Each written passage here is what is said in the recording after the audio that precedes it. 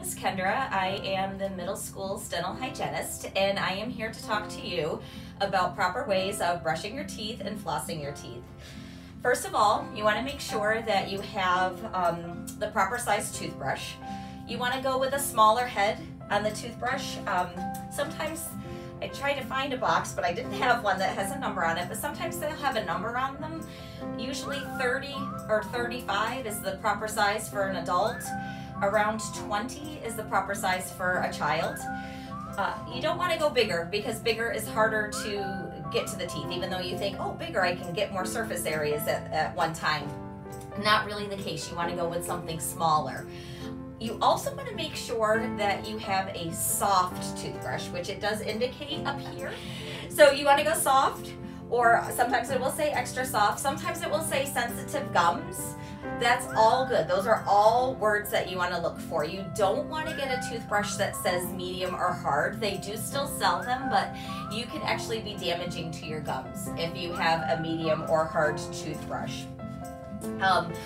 You can go electric toothbrush, same thing. You want to stay with a soft toothbrush. Electric toothbrush, you're not as likely to cause trauma to your gums if you put too much pressure on it, but because the electric toothbrush will actually stop working if you put too much pressure.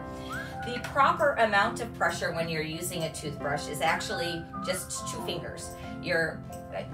I like to tell people to kind of see what that feels like when you're holding your brush in 2 fingers, because most people hold their toothbrush like this. I definitely hold my toothbrush like this, but I know that I need to put a certain amount of pressure. This is the pressure, so feel what it feels like. Then you can wrap your hand around the toothbrush and you know the feeling of how much pressure you should have. Because if you do apply too much pressure, you can damage your gums, and unfortunately, your gums don't grow back. So you want to keep those nice and tight because those keep the teeth in place. You want to brush for 2 minutes. 2 minutes is a long time when you're brushing. When you're just sitting around or doing something else around the house or with your friends, it flies right by. But 2 minutes while you're brushing seems forever. So you want to make sure you have some type of timer to get yourself used to how long it actually takes.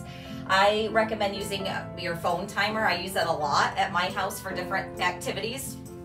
I would recommend putting it on for just 1 minute, brushing all of your top teeth for 1 minute, then resetting it and brushing all of your bottom teeth for 1 minute. So that way you just don't kind of get stuck in like one specific area, because we kind of like lose track a little bit too, because it is a long time.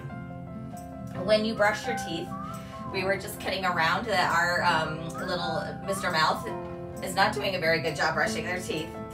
But when you go ahead and brush your teeth, you want to make sure that you're angling the toothbrush on the teeth as well as the gums, because your plaque does like to hang out along your gum line, and when you don't remove it, it causes gum problems, it causes gum disease, but you can also get cavities in those areas. So you're not only brushing the biting surfaces, brushing the cheek side, the tongue side to prevent from getting cavities, but you also want to make sure that you're hitting the gum line. So you want to position the toothbrush so it's kind of butted up against the gum and the tooth. And you want to do, I like to do circular motions. There's multiple different ways that you can actually brush your teeth, but this is the one I particularly find most effective. So you want to go ahead and do little circular motions where you're swiping the tooth as well as the gum tissue. Like I said, there's plaque bacteria that hangs out under the gum, so you want to get that out of there. You want to keep those gums nice and healthy. You want to make sure that you also hit the biting surfaces of your teeth, because we have grooves in those areas, and when you get food and bacteria in there, it can cause cavities. And then on the insides of our top teeth, our tongue tends to keep those a little bit cleaner than on the bottom teeth. So when you're brushing your bottom teeth, you want to make sure that you're also getting on the insides of those teeth and brushing along the gum line, because the tongue kind of like blocks that area, and the plaque hangs out in that area a little bit more so than the upper teeth on the inside. Again, electric toothbrushes are fantastic because they're doing more than one motion. we are just using the manual toothbrush, doing circular motions. So an electric toothbrush actually either goes back and forth as well as you're moving it back and forth, or it vibrates up and down and then you're moving it back and forth. So you get a couple different motions there. So that is a bit more effective than actually using a manual toothbrush, but you can definitely do the job with a manual toothbrush.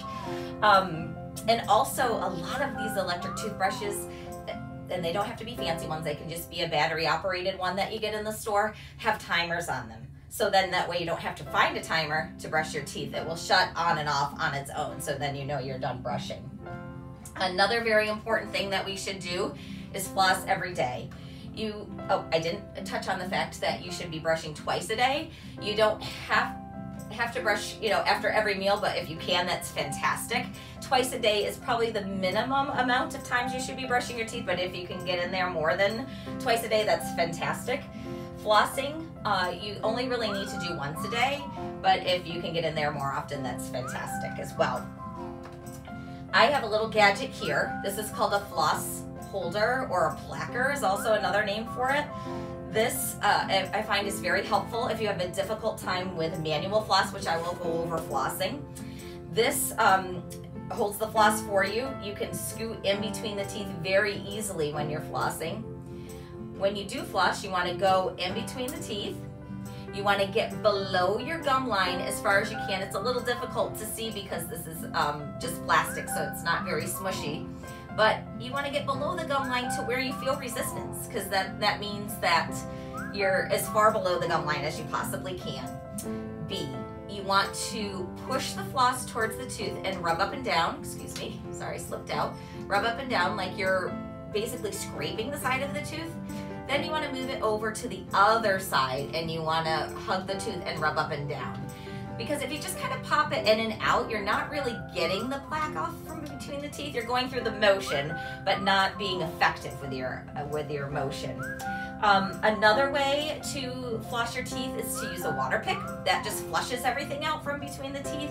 They also have little gadgets called soft picks that look like a toothpick, but they have little bristles on the end, so you would just kind of pop it in between the teeth. Anything that you can get in between the teeth to get the plaque out is fantastic. It keeps your gums nice and healthy, and it also prevents you from getting cavities. If you only have manual floss at your house, you want to make sure that you wrap it around your middle fingers. It's a lot easier to control when you do that. You wrap it around your middle fingers, then you grasp it with your pointer and your thumb, and that way, like I said, it's easier to maneuver. Scoot this out of the way a little bit.